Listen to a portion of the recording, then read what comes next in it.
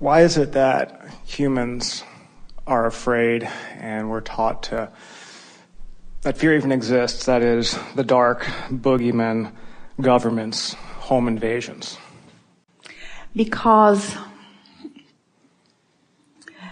you were born with a sense of well-being, a really strong sense of well-being, but not practiced control of a vibration. You came to practice that vibration and to explore enough contrast to launch new desires. But the specific answer to this really good question is that when you want something good to happen and it doesn't, you try to, after the fact, explain why. And a logical sequence of thoughts leads you to believe that there must be some outside force that is preventing you from the good that you know you want. Because your logic tells you, if I am good and if I want good, then shouldn't I be experiencing it? And if you aren't, then your logic says then there must be someone, something that is interfering. And then as you look for that, you prevent the good from coming. And the more you prevent the good from coming, the more you look for that. And the more you look from that, the more you prevent the good from coming, until you convince yourself with the facts of the absence of the good that you're looking for, that there must be some source of darkness. So it takes a little while to reorient yourself back into your true understanding of well-being. And hold your thought, because our friend earlier was a wonderful depiction of something that we want to emphasize here in a dramatic enough way that you can all really feel it. When you really, really, really, really, really want something that you're really, really, really, really, really not getting, then you have to explain it in a really, really, really big way. It's sort of like that. It's sort of like that. And here's the bigger piece of that. Since every one of you is source energy, and when you get crossways of that, when you describe yourself as not good, or as not deserving, or as not worthy, when the source within you knows the complete opposite of that, the goodness and the possibilities and the worthiness, when you get focused there, there is a big discord that then you describe in really screwy and dramatic ways. That's the best explanation that we've ever given of that. And when you think about how illogical that is, how could that be? How could this earth continue to spin in its orbit? Have you looked around? Have you noticed the well-being that surrounds you? The continuity of things? The eternalness of that which you all are? You know, as bright as you are, you haven't managed to scrape enough dirt together and launch another earth into orbit. You know there's something way bigger going on, you see. And when you get crossways of your understanding of the goodness of that bigness, then it's a pretty big, our friend described it perfectly earlier, that kind of bouncing out of the vortex will take you to your knees. If Abraham can give any insight, it's on one side, as you bring it up, looking around us, it seems that the clinging to a fear drives so much of daily policy, whether you look at it from not wearing your seatbelt, when you look at it from how to be a better teacher, a better student. Right. Everyone in this room is both. We want to use why is it there? We want to use different words than clinging to your fear, because your fear is the indication that you're clinging to something that the source within you doesn't cling to. In other words, the source within you holds steady to the knowledge of your brilliance and your goodness. And when you find a thought that is contrary to that, fear is the resulting emotion. So it's not that you're clinging to fear, it's that you're clinging to ideas that defy what you really know.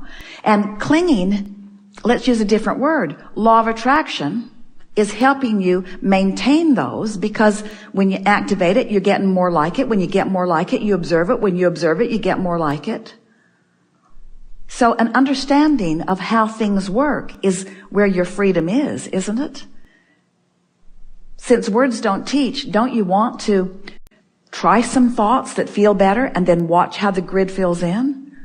That's the only way that you're ever really going to know for sure. Because you can't take anybody else's word for it, because you don't know what they're thinking. You don't know what their vibrational point of attraction is, other than by the evidence of what they're living.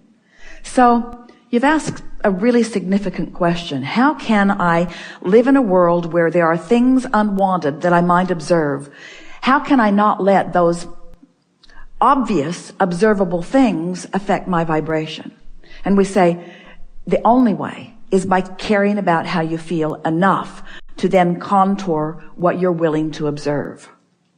And once you start making the correlation that if you observe it, it's active in your vibration. If it's active in your vibration and you continue to observe it, it's going to become active enough that the grid's going to fill in with it. And when the grid fills in with it, it doesn't mean that there's something outside that's filling in your grid. It means that you in your sloppy gridding, it means you in your sloppy focusing, it means you not using your guidance system in the way you intended, are practicing vibrations that are perpetuating and keeping things going that you don't want. You see, it's so lovely once you get this, because then everything that everyone's living makes sense, because their conversation equals what manifests. And you want to say, well, don't talk about that, because it keeps equaling what's manifesting. And they don't believe it. They sort of believe, like you were talking when you first sat down, they believe that there's outside things that are happening that they need to fear and guard themselves against and protect themselves from. And so there's this philosophy that if I can push hard enough against this thing I don't want, that I will be able to obliterate it, and in its absence there will be well-being. Except you can't push hard enough against it, because the more you push on it, the more you focus on it, the more you activate a vibration, the more you create a grid, the more that comes to you. It's so liberating to finally get control of your own grid. And the only way you get control of your own grid is by making the association between how you feel when you're doing the grid work and then what fills in. And once you start making that association, then you're liberated. Then you can deliberately choose a thought. And we know sometimes it's hard to let go of those practiced thoughts.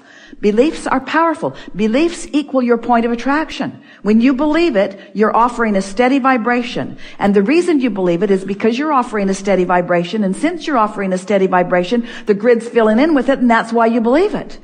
Isn't it interesting? So wait, do I believe it because it is, or is it because I believe it? It is because you believe it. It is because you believe it. And a belief's just a thought you keep thinking. So if you've got stuff happening that you don't want, then stop thinking it. But Abraham, I believe it. Well, stop it. The only reason you believe it is because you keep offering the vibration of it, and the law of attraction just keeps saying, well, this is what you believe, so here, have some of this. And this is what you believe, so here, have some of this. Is it hard to believe that you could change your beliefs? Or have you shown yourself that you can soften a vibration, that you can offer a different vibration than you offered before about something? What trips most people up is that they want a circumstance to change so that their belief can change. And we want your belief to change so that the circumstance can change. And we know that the fastest, most effective way to change a belief is to deactivate it so that it stops producing evidence that you focus on. And in the absence of the evidence, you have a chance to focus on something else. And that's really what going general is. Did we get to the heart of what you're reaching for? You did. So what do I do, Abraham, when I live in a world where there are so many people that are guarded against so many things? Well, don't be upset about them being guarded. Try to understand it. Well, they don't really understand the law of attraction. They don't really understand their point of attraction.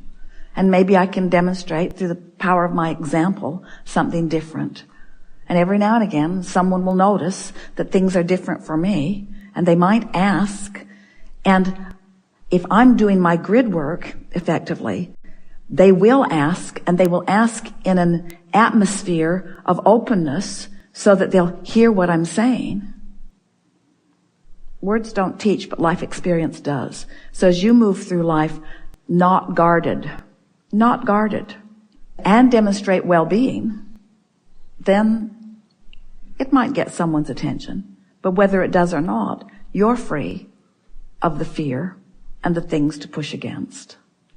Nothing ever comes into your experience that is not active in your vibration, ever. Ever. Thank you. Yes, indeed.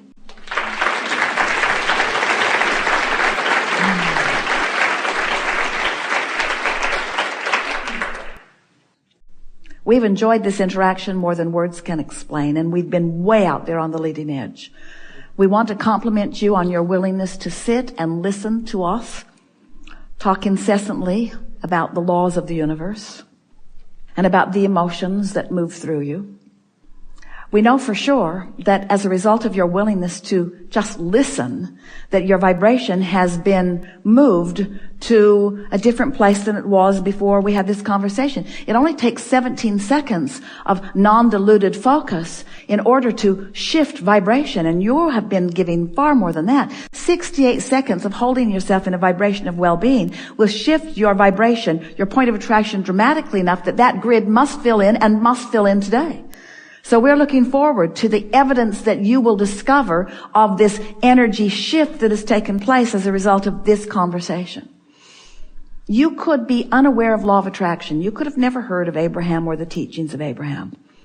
You could not be making any effort to focus yourself into the things that you want. And you could live happily ever after, because it is the nature of this time-space reality that you live within. In other words, you don't need to know this in order to live well, nor do the people around you. But you are deliberate creators. And there is nothing more exhilarating for deliberate creators than to get your thoughts around what you can specifically do, how you can specifically mold the energy in order to get the results that you want. Because creators want to explore and decide and define the newness that you're reaching for. And then deliberate creators want to find a way of vibrationally allowing that which you've asked for. And nothing is more delicious than then allowing the universe to surprise and delight you in all of the ways that it will. It is our desire that as this grid fills in, and it will, it is our promise to you, that as it fills in, that you take note of the important part that you play in this deciphering process. We want you to feel happy about who you are and pleased that you have come to decide and to ask anew. We want you to feel the appreciation that Source feels for you in the part that you play here. If it were not for you out here on this leading edge, thought would not move beyond that which it is. That's big.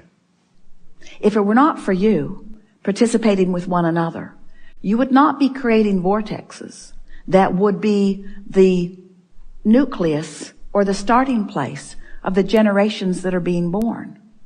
If it were not for your willingness to explore the contrast and reach toward that which is new, there would be no expansion of the universe. In other words, the part you play is important. But not one of you said, I will sacrifice my joy to play this important role. Not one of you said that. And when you get back to the basics of caring about how you feel and reaching for these general feelings of well-being, you will be rewarded as you have intended to be with the manifestations that you have carved out of this time-space reality. Yes, of course, future generations are going to benefit mightily by your participation here and now. But you are supposed to benefit too, and now. And there is no joy that is greater for us to experience than your conscious acknowledgement of your alignment with that which is us. When you feel that joy radiating through you, we want you to know that what you've discovered is a path to the momentum of the joy that we all feel for you. And when you get there, stop and revel in that just a little bit and acknowledge the good job you've done of getting out of the way and allowing the joy that is natural to you.